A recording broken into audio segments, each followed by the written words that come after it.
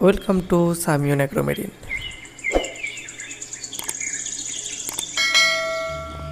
Welcome friends, हमारे YouTube channel में आपका स्वागत है।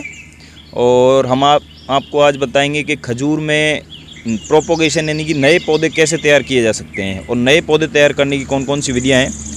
हमारे जो भी किसान भाई हैं वो नया खजूर का बाग लगाना चाहते हैं, वो किस विधि से जो है अपना बाग लगाएं तो सबसे अच्छा रहेगा। इन सभी चीज़ों के बारे में हम आपसे डिस्कशन करेंगे।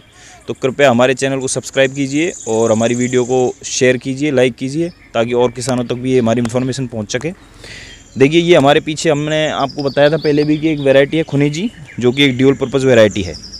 इसके फ्रेश फ्रूट में भी इसके जो है खजूरों को काम में ले सकते हैं खाने में, और दूसरा इसके पिंड खजूर भी बनाए जा सकते हैं। ये लगभग हमारा 10-12 साल का पौधा है, जो कि हमने टिश्यू कल्चर से लगाया था, टिश्यू कल्चर टेक्निक से। और खजूर में मैंने जैसा कि आपको बता रहा हूँ कि इसमें पौधे तैयार करने की 3 विधियाँ होती हैं। सबसे पहले विधि होती है, और जो नेचुरल विधि है, वो है बीज से।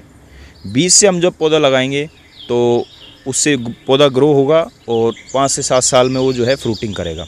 लेकिन बीज से जो पौधे कभी भी कॉमर्शियली हम तैयार नहीं कर सकते।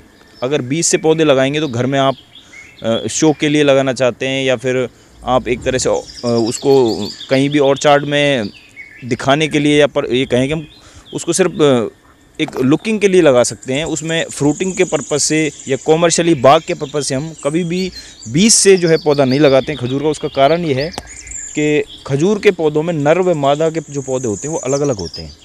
तो बीज से जब हम लगाएंगे तो उसमें 50% संभावना है कि पौधा नर निकलेगा और 50% संभावना है कि वो मादा निकलेगी।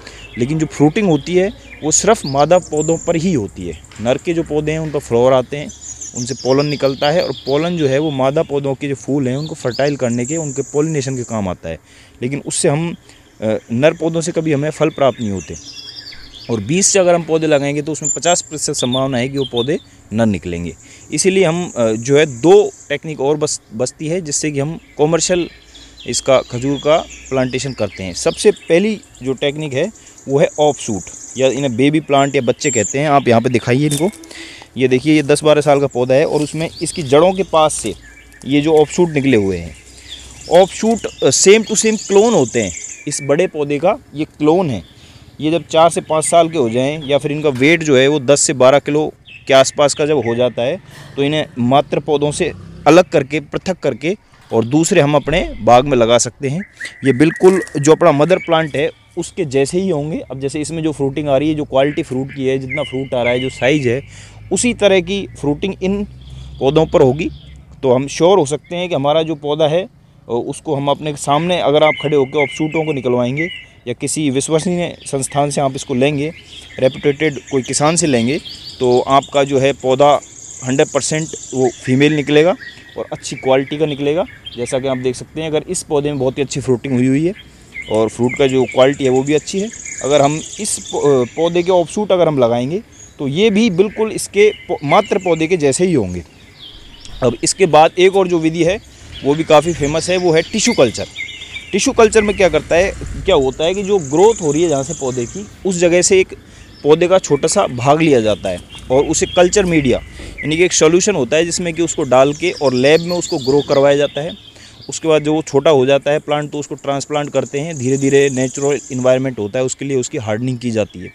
हार्डनिंग करते करते उसको थोड़ा बड़ा किया जाता है। जब वो पौधा 3 से 4 साल का हो जाता है, तब उसे हम किसानों को सेल करते हैं। वो पौधा भी जेनेटिकली 100% प्योर होता है।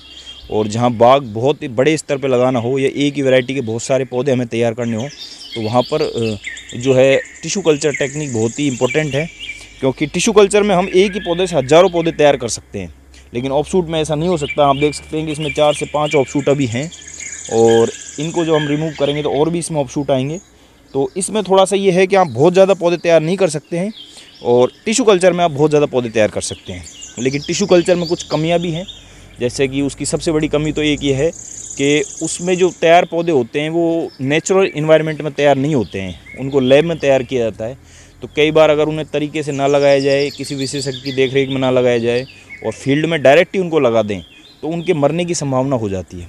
जो तेज़ धूप, हार्श जो इन्वायरमेंट होता है, कठोर जलवायु परिस्थितियाँ होती हैं, उनमें कई बार उनकी डेथ रेट है वो बहुत ज़्यादा होती है टिश्यू कल्चर के पौधों की।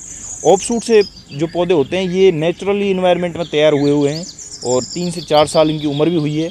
तो इनका जो सर्वाइवल रेट है वो हमने देखा गया है कि अगर इनको ठीक तरह से निकाला जाए, इनमें जो इनका ग्रोथ एरिया है वहाँ पे ज़्यादा डैमेज ना किया जाए, रूटिंग थोड़ी इनकी हो और हमें इन्हें एक बार नर्सरी में लगा लें। जैसे देखिए इस बार इधर देखिए दिखाइए, हमने ये नर्सरी में पौधे लगाए हुए हैं।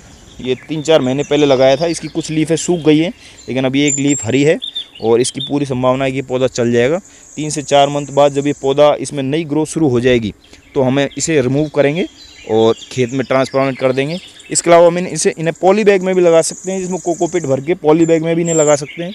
और जब ये पौधा नई ग्रोथ शुरू कर दे तो हमें इस बात को श्योरिटी हो जाएगी कि ये पौधा लग गया है और हमें इन्हें किसानों को जो है बेच सकते हैं या नए ऑर्चार्ड हमें अगर अपना ऑर्चार्ड बढ़ाना है तो उसमें बढ़ा सकते हैं।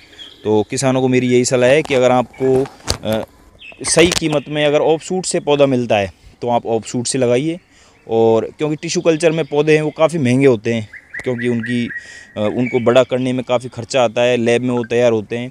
तो अगर टिश्यू कल्चर के पौधे आपको सब्सिडी में मिलते हैं तो आपको काफ़ी सस्ते पड़ सकते हैं, तब आप टिश्यू कल्चर का पौधा लगाइए।